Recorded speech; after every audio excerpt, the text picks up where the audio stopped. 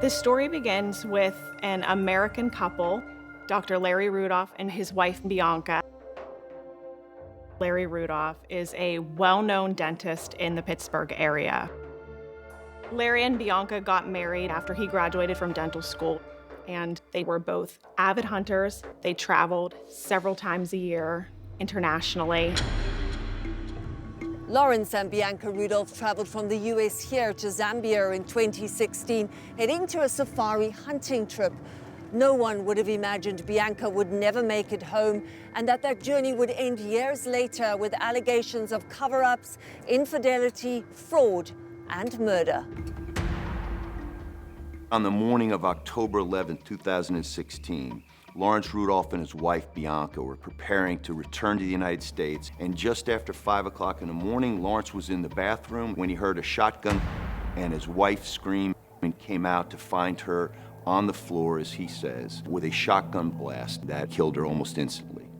Larry Rudolph told police that his wife, Bianca, was packing up, and she was trying to put the shotgun into the soft shell case. That's when he said he heard that gunshot. The Zambian officials did rule that it was an accident. They said that it appeared that it was an accidental discharge from the weapon. Once the hunting trip was ended, the weapon should have been rendered safe. It boggles the mind that two experienced hunters for this to have been an accident.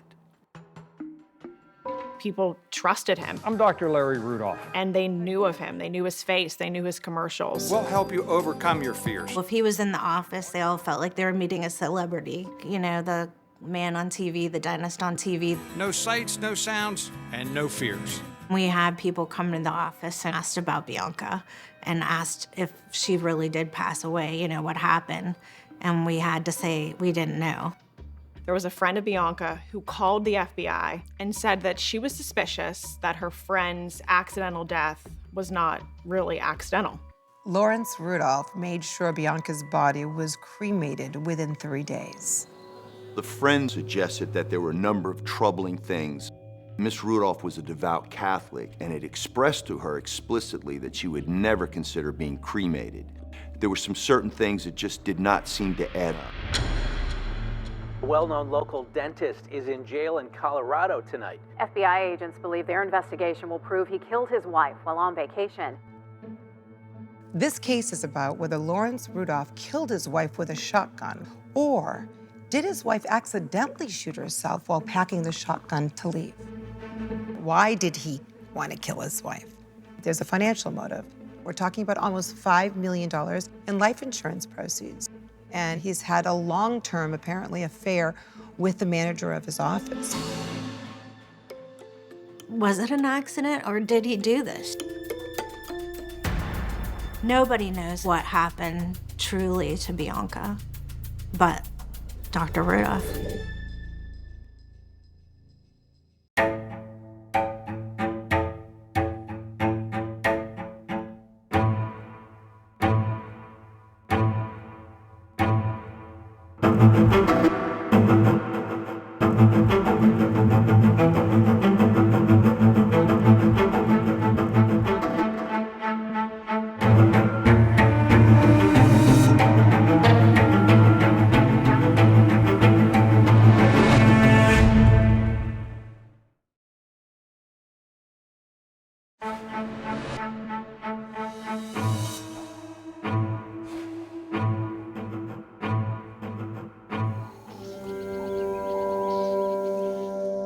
Nearly 2 weeks after Bianca Rudolph's death while on a hunting trip in Zambia, family and friends in Arizona gathered to remember her at her funeral. But at husband Larry Rudolph's Pennsylvania dental practice, there was a hush in the air. Larry never talked about Bianca's death ever. He was saying to everyone not to talk about it, and it made it sort of suspicious. Sherry Hauk worked as a dental assistant in Dr. Rudolph's Three Rivers Dental Group for nearly 8 years. The lucrative practice, with 5 offices in the Pittsburgh area, specializes in sedation dentistry, providing anesthesia for fearful patients. I liked everything about how we treated our patients, and I really believed in everything we did and how he did it. After years building his successful practice, Dr. Rudolph says Sherry was now spending limited time in the office. He and Bianca had lived in homes in both Pittsburgh and Arizona. The couple had met while Larry was in dental school and Bianca was at the University of Pittsburgh. Larry and Bianca got married in the early 80s, shortly after she graduated from college. Megan Schiller is a reporter at Pittsburgh's CBS television station KDKA. They proceeded to have 2 kids. They had Julian, who's their son, who's now an attorney in Florida, and they had a daughter, Anna, who is now following in her father's footsteps. Anna, a friend of Sherry's, is also a dentist at the practice. Anna described her mom as like an angel. She loved her mom. People that knew Bianca Rudolph described her as a very kind, caring person. Sherry never met Bianca, and there may have been a reason why. She says Larry was having an affair with the woman who managed the offices, Laurie Milliron. Larry and Lori's affair just seemed like it was just very open. As far as I know, it was probably going on for 20 years. It was just uncomfortable and you just didn't talk about it. In the office, Sherry saw different sides of Larry. Larry could be very nice and he could change attitude within a matter of minutes. That erratic behavior, Sherry says, was one of the reasons she left her job. He could throw tempers, and we'd sort of just call it like he was going Rudolph. Something Larry did enjoy talking about in the office and took pride in was his hobby, big game hunting. Larry Rudolph and Bianca Rudolph were avid hunters. That was a huge part of their life. They were both like very well known for it. Hi, my name is Dr. Larry Rudolph, and it's my privilege to be serving as your president of Safari Club International. Rudolph served for several years as the president of Safari Club International, a group that promotes hunting. We are first for hunters, period. First for hunters! He traveled the world recording messages for members. I'm here on the banks of the Kafue River in Zambia. I've been doing some lion hunting and just having a great adventure. His term, though, would be tainted by claims he damaged the club's reputation through alleged misconduct, including supposed adultery. Larry denied the claims and sued for defamation. The case was ultimately settled, but Larry was ousted as a club member. But his passion for hunting endured, and in 2016, he and Bianca headed to a favorite location, Kafue National Park in Zambia. Kafue National Park is considered a big game paradise, the oldest and the most prestigious national park in that area of southern Africa. Just to put it in scale, it's the size of New Jersey. The park has one section that is a protected wildlife sanctuary and an adjacent area referred to as game management that allows hunting. On the trip, the Rudolphs stayed in this 2-room cabin consisting of a bedroom and a bathroom. Bianca wants to finally hunt a leopard. She'd been trying for years to hunt a leopard. The trip lasted about 10 days, a time that was happy, according to Spencer Kakoma, the local game scout accompanying the couple. They were laughing at each other, kissing each other, hugging each other. Did you think they were a happily married couple? I was even admiring that because I'm also married. And did you see any tension between Larry and Bianca Rudolph? No, I didn't see any tension. Bianca never did shoot a leopard, and on the final day of the safari, before the Rudolphs went to their cabin, Spencer says, as is daily protocol, the guns were emptied of all ammunition. And you saw Bianca Rudolph cleaning her gun of live I ammunition? saw Bianca Rudolph doing that. It was cleaned, or it was clear. There was no any ammunition which was there. You saw it with your own eyes? Yes. It was the end of the Rudolph Zambian hunting trip. They were supposedly packing up and getting ready to fly home. But then Bianca Rudolph suffered a fatal gunshot wound. Spencer was working about 30 yards away when he heard the gunshot and ran to the cabin, finding 56-year-old Bianca Rudolph dead on the floor, shot in the heart. The weapon was a 12-gauge shotgun similar to this. Spencer says the gun, partially in a soft-sided case, was next to her, and Larry Rudolph seemed inconsolable, sobbing. Busy crying, let me just kill myself because my wife, she has committed suicide, she has killed herself. Want to kill myself also. Spencer says Larry first claimed Bianca died by suicide, shooting herself intentionally while he was in the bathroom. And he says Larry was so distraught that he ran to a nearby river saying he wanted to jump in and kill himself. Spencer says he calmed Larry down and they went back to the cabin. But now, Larry had a different version of events. It was no longer a suicide, but that Bianca accidentally shot herself packing up the gun. Were you surprised that a shot had gone off? Yeah, that's one of the things which made me to suspect. I saw Bianca Rudolph removing the ammunition from the organs. So how do you think ammunition got into the shotgun? I think there must be just someone who loaded it. Somebody loaded that gun? Yes. Things were not adding up for Spencer. He and Larry Rudolph went to the local police station. Rudolph was interviewed for about 30 minutes by now retired police commander Roston Nyenga, and Larry told him Bianca accidentally shot herself while packing the gun. He had a gunshot and a scream. He said he rushed to the bedroom and then he found the wife lying down in a pool of blood. Did you believe him? I believed him because I wasn't there. I wasn't there. Commander Nyenga sent his investigators to the scene, who told him it matched Dr. Rudolph's description of events. They believe the shotgun, found approximately 3 feet from Bianca's body, was discharged while inside its case and reported that Dr. Rudolph had tried to resuscitate his wife. It was decided that this was an accident. Yes, this is the report that we received.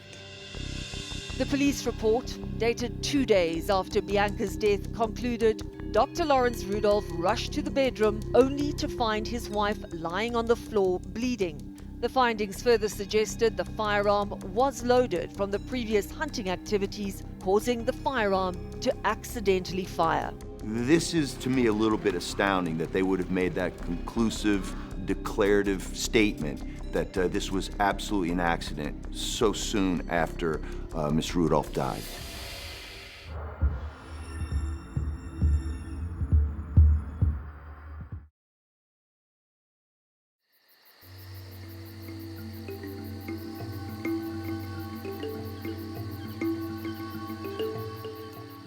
Bianca Rudolph's death in Zambia was devastating for her daughter Anna. Anna always said Bianca was like the best mom and just did everything, was like a very good person and was very wholesome and kind. Dental assistant Sherry Hauk says Larry Rudolph didn't tell Anna or her brother Julian about their mother's passing for nearly a week. Anna had troubling questions about what had happened. She had no idea whether her mom got shot in the face or the chest or anywhere. She just would say, I want to know what happened to my mom. And at the Kafue National Park, there were doubts too, from the moment the gunshot rang out early that October morning. It's a loud boom.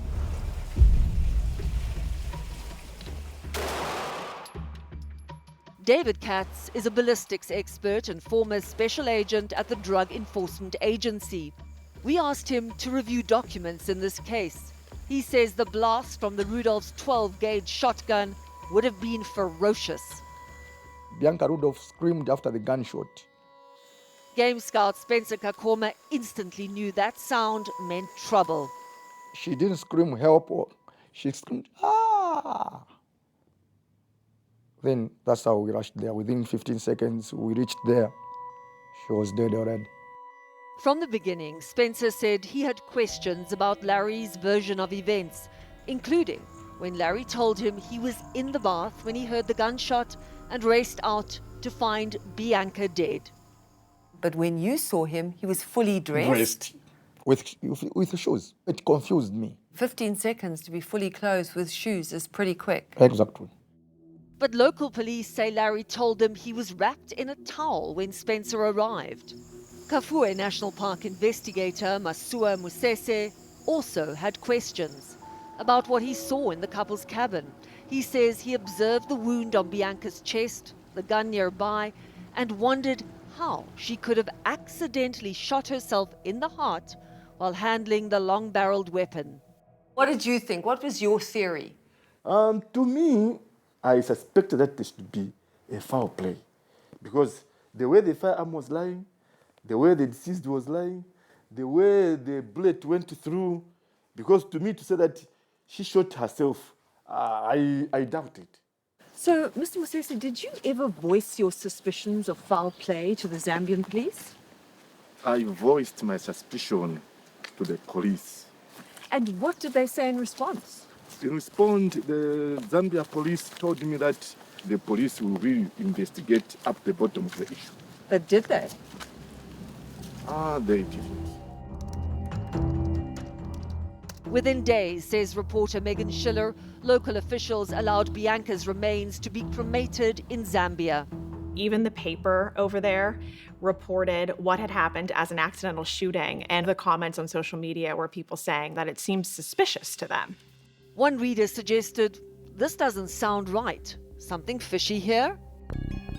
And it was suspicious to one of Bianca's friends. Certain Bianca was opposed to cremation for religious reasons, the friend made a call about 2 weeks later and set a chain of events in motion. There was one point when this case became an active international investigation, and that is when Bianca's friend called the attaché of the FBI in South Africa and said that she suspected foul play. Mary Fulginiti is a former federal prosecutor and CBS News consultant.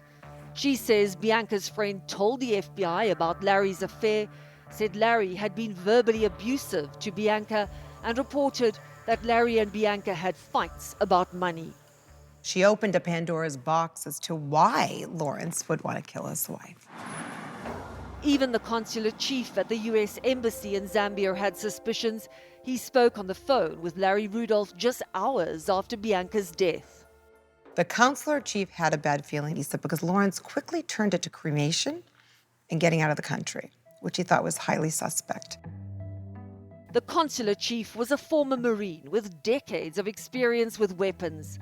Unbeknownst to Larry, he decided to inspect Bianca's body before it was cremated. He measured the shotgun wound and took photos. The consular chief said, based on looking at Bianca's body, he didn't think there was any way that she could have done this to herself, that she could have been leaning on the shotgun. He said it looked like someone was holding the shotgun several feet away and fired it at her. The consular chief turned his photos and notes over to the FBI. An inquiry into Bianca's death was underway. Retired FBI supervisory special agent and CBS News consultant James Galliano says international investigations take time. This case is being investigated outside of the United States. It presents a ton of different problems that you have to deal with. Back home, life went on for Larry.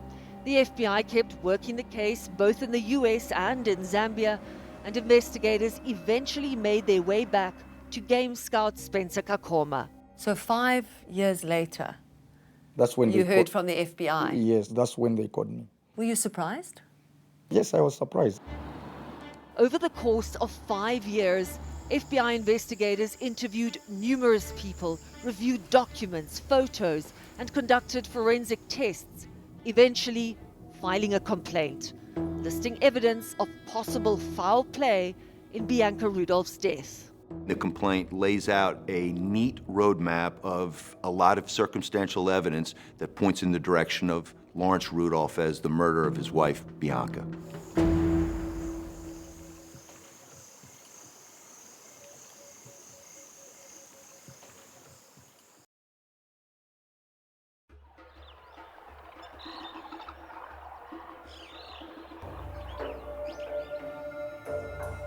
Zambia's Kafue National Park.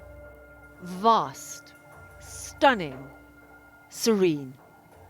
But retired police commander Rostin Yeyenga will never forget the day back in 2016 when that gunshot rang out from this cabin, killing Bianca Rudolph. When your officers went to the scene, what did they see? Yeah, what they told me was that they found the dead body lying facing upwards. And years later, he still recalls his conversation with Dr. Rudolph. He seemed to be sorrowful, you know. He was very sorrowful? You know, when you lose your beloved one, you can't be in that mood. I could even see some tears in his eyes. Yeyenga says the initial investigation was not rushed and says at the time no one told him they suspected Larry had anything to do with his wife's death. What was the most powerful thing that he said to you that convinced you this man is innocent? To say he's innocent. That was his story. You're so easily convinced. I just have to tell you a story and you believe me. It's coming from your own mouth. I can believe you. Whatever story you tell me, I can believe it. But could an experienced hunter like Bianca accidentally shoot herself in the heart while placing a long-barreled shotgun into a gun case? For the shooters out in the audience, everyone's going to understand immediately, there's a visceral feeling, no, don't do it. Ballistics expert David Katz says if that happened, Bianca would have been pointing the muzzle at herself, ignoring safety protocol. Whether the gun is loaded or unloaded, if you know your way around guns, you would never, under any circumstances, point that weapon towards you or another human being. Katz often works with firearms at the company he owns, Global Security Group. At our request, he reviewed the initial FBI complaint. The complaint, in fairness to Larry Rudolph, it's just the government's version of events. It's a one-sided document. So I want to be completely fair to Larry Rudolph. In the complaint, the FBI interviewed a Zambian ballistics expert who performed what's called a drop test to determine if the gun could have accidentally misfired if Bianca dropped it on the ground. The question is, if you slam the weapon hard enough, if you drop it, if you bang it on the ground, will that weapon discharge? The Zambian ballistics expert repeatedly dropped the Rudolph's gun, most likely loaded with a dummy round, about 4.5 feet onto cement, and reported the gun did not misfire. The complaint lists some of the other FBI findings, including the results of a series of tests using a 12-gauge shotgun of the same make and model as the gun that killed Bianca, and a soft-sided gun case like the Rudolphs. They did gun tests. They did a study with people who were about the same height as Bianca and had similar arm lengths. The FBI performed a reach study, which Katz says would determine if Bianca could have reached the trigger while packing the shotgun into a gun bag. 15 women who were near Bianca's height were tested. None was able to reach the trigger of the shotgun while zipping the case. This is not a live weapon. We asked Katz to demonstrate how the tests might have been done with the help of this woman who is 5 feet 4.5 inches. Bianca was 5 feet 4 inches. So I'm going to measure your arm. FBI analysts used a photo of Bianca to measure her arm length. They estimated Bianca's longest possible right arm length at 28.75 inches. 29 inches. So your reach is slightly longer than the maximum reach as estimated by the FBI.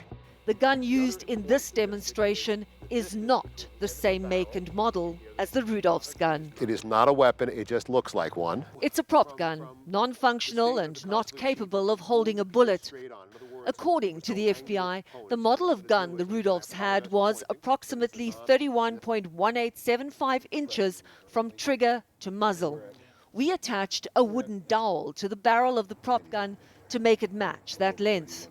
So I'm going to take this weapon, I'm going to point it at your chest right where the wound on the victim was placed. The idea is that somehow the weapon could be discharged accidentally as if it was being pushed into a gun case. So let's bend over, keep going, keep going. If you can touch the ground even with it. Now try to stretch out and touch the trigger. You're not on the trigger, you're close to the trigger. Okay. Next, Katz added a gun case similar to the one the Rudolphs owned. All right, let's say you were zipping. Can you reach your hand in and touch the trigger? The woman in our demonstration was able to reach the trigger. Just about, just about. Difficulty. Yeah. I guess what I'm left with is this conclusion. Possible. Unlikely, but with sufficient leaning forward. But that would then suggest, without any doubt, a contact shot. A contact shot is a gunshot wound occurring when the muzzle of the gun is in direct contact with the body at the moment the gun fires. This is a 12-gauge shotgun shell. It contains pellets of double-aught buckshot. In a contact shot, there is no time for the pellets to spread. Instead, they go straight into the tissue in one tight group, the same diameter as the gun barrel. With contact shot, you're going to get this. Further away, you're going to get this. Further away, you're going to get this. Katz says those photos of Bianca's body taken by the consular chief in Zambia may rule out death by a contact shot. The most critically important issue in this case is how far from her body was the muzzle of that shotgun when the rounds were fired. When the consular chief took those photos, he also measured Bianca's shotgun wound and noted the pellets covered approximately 6 centimeters in diameter, roughly 2.5 inches. That pattern would be impossible if the muzzle had been pressed against the victim's body. So, from what distance would a weapon have to be fired to cause a 2.5-inch wound? We asked Katz to use this real shotgun to show us how rounds fired from different distances can make different sized wounds. We didn't have access to key information about Rudolph's gun, but the long barrel of this gun measures the same distance from trigger to muzzle, approximately 31.1875 inches. Fire! Katz fired into a block made of ballistic gelatin designed to simulate the effects of bullet wounds in human tissue. Fire! When I fired the last round, that was from 10 feet, there are discernible pellet wounds here, here, here. This is why the consular chief was suspicious when he saw the wound, because he saw a wound that was more like this.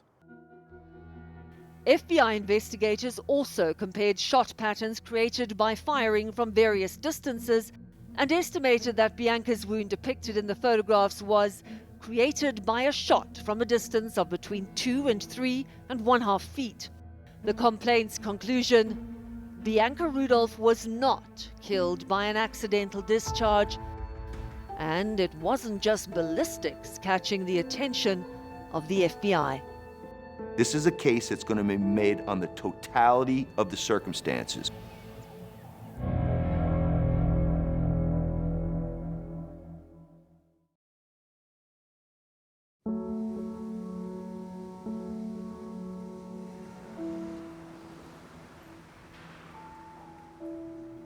Anna always said how she wished she had more time with her mom. Sherry Hauk says Bianca's death continues to haunt the Rudolph's daughter, Anna. She was devastated that she couldn't even say goodbye to her. It appears Larry Rudolph wasted no time setting up house with his longtime rumored girlfriend, Lori Milliron, in Paradise Valley. Within weeks, she had moved into their home in Arizona. Rudolph's business continued to thrive. No sights, no sounds, and no fears, only at Three Rivers Dental. He and Lori split their time between Pittsburgh, Arizona, and a vacation home in Cabo San Lucas, Mexico. After a while, I thought, well, if it wasn't an accident, wouldn't he have been arrested by now? Nothing's really happened. But in December 2021, more than 5 years after Bianca's death, Rudolph's new life with Lori was about to change, and that FBI complaint would turn out to be the key. The federal prosecutors and the FBI agents had decided that they had enough information to essentially charge Larry with crimes. Lori Milliron's attorney, John Dill, says the pair was at the Cabo home. They were going down there for vacation and having a return flight. He wasn't fleeing or disappearing or anything like that. But their holiday came to a sudden and surprising end when local authorities arrested Rudolph. Lori's reaction when he was arrested, obviously she was shocked. Mexican police executed a warrant for Lawrence Rudolph's arrest for the foreign murder of Bianca Rudolph and for mail fraud relating to Rudolph collecting Bianca's life insurance. The FBI said the insurance never should have been paid because it believed Rudolph murdered Bianca. Larry Rudolph was the beneficiary, and he was the recipient of nearly $5 million of insurance money. Those millions were spread out over 9 separate policies.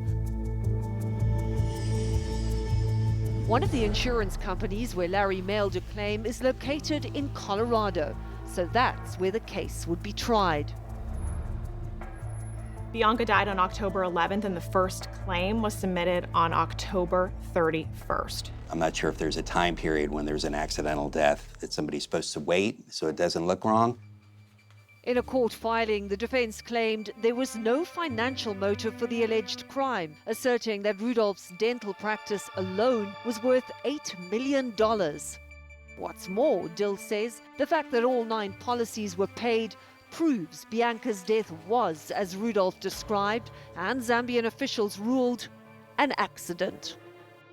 You'll see insurance companies went through a full investigation, including going to Africa. But Mary Fulgeniti says not so fast. For one thing, the FBI's resources would have allowed for a much more thorough investigation into Bianca's cause of death. They just have access to more things. They have ballistic experts, access to the counselor chief and other witnesses in Africa that I'm not sure the insurance firm had access to talk to. Within days of his arrest, Rudolph was extradited to Denver. A grand jury was convened there to hear evidence about his case. Everyone in Pittsburgh was talking about how this dentist, who was a well-known, respected dentist, could possibly be accused by the FBI. Sherry says word of Rudolph's arrest hit Anna hard. She was just devastated. I called to check on her, and she would not talk about her dad being arrested. She just talked to me about anything but that. Lori Milliron followed Rudolph to Denver. She was about to become involved in the case as well, by way of a subpoena. She was called to go before the grand jury, and she was in town for his bond hearing and went and testified. About 2 weeks after Rudolph's arrest, that grand jury handed down their indictment. FBI agents believe their investigation will prove he killed his wife while on vacation before allegedly collecting millions in insurance money. It seemed that the multi-million-dollar windfall of insurance money Rudolph received wasn't the only motive the FBI believes was behind Bianca's murder. In the complaint, it says Lori Milliron had given Rudolph an ultimatum. You have 1 year to get rid of the practice and leave your wife. Dill says there was no ultimatum. That allegation came from a disgruntled employee, according to a defense motion. All we can just say is that's not what the evidence is going to be. As for the speed of Bianca's cremation, Rudolph's attorney says that's no attempt at a cover-up, that both he and Bianca had expressed their final wishes. The defense is going to argue, well, they have a will, and in the will, it was the directive of both parties to be cremated. As Mary Fulgeniti explained before the trial, murders on foreign soil are difficult to prove, and the length of the investigation might actually be a liability. What the defense is going to do is try to make it look like this case, which is 5+ years old, has stale testimony, stale witnesses, stale everything. But it turns out that years after Bianca Rudolph died, there would be something new after all. Another arrest that no one saw coming.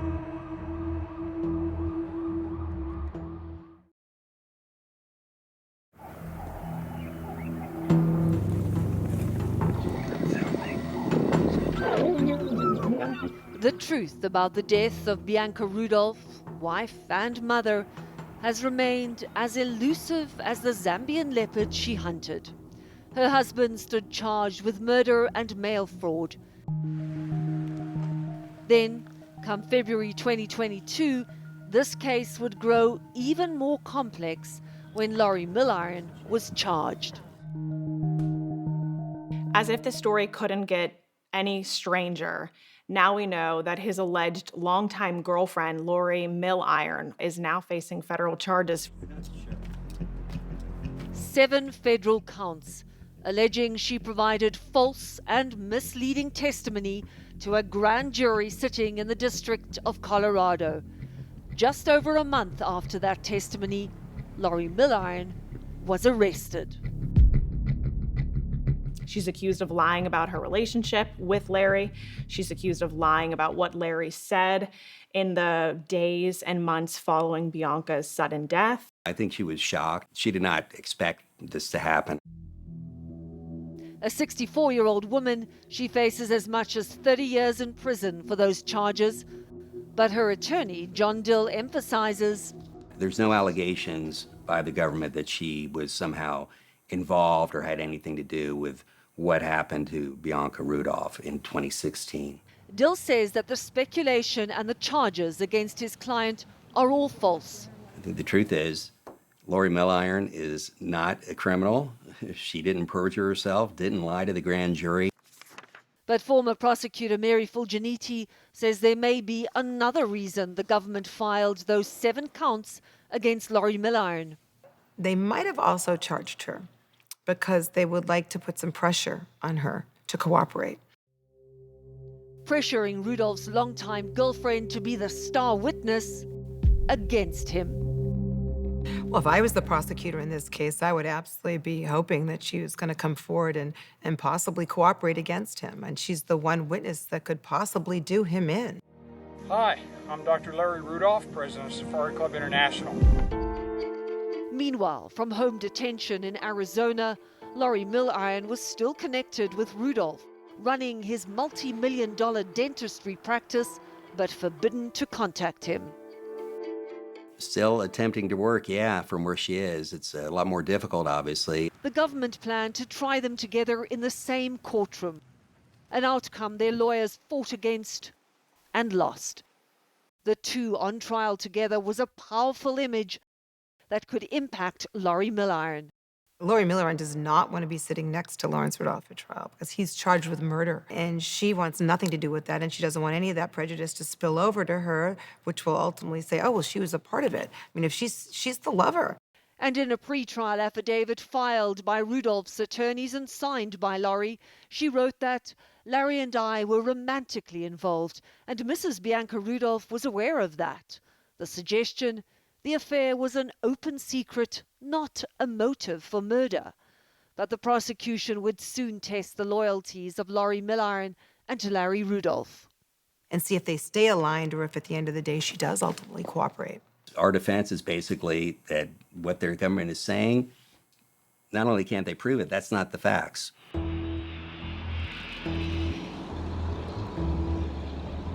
Over the years and across an ocean, facts have been hard to come by in this case. Retired FBI Special Agent James Galliano knows time can be a prosecution's toughest challenge.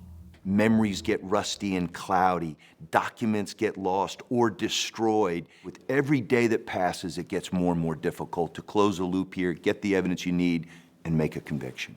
There's a lot of hurdles that have to be overcome here, so it's by no means an easy prosecution.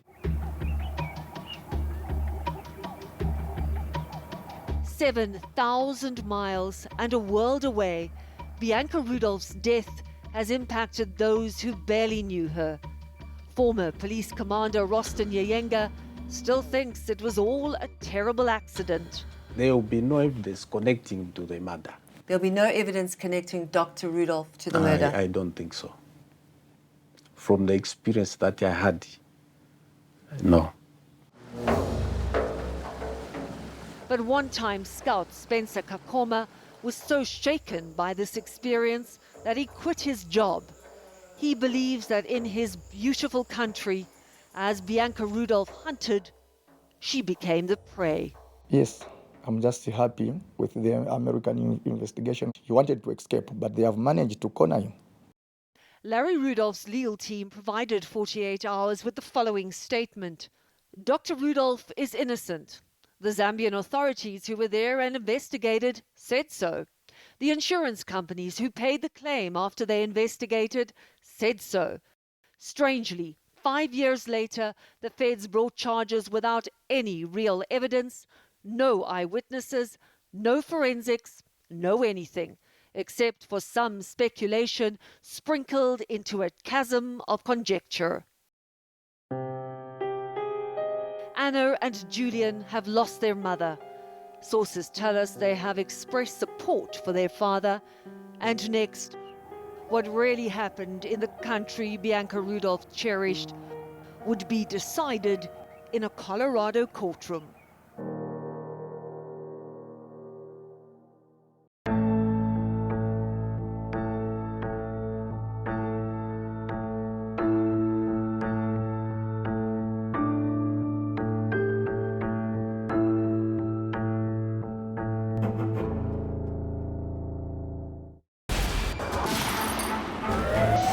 "48 Hours." Don't miss an episode.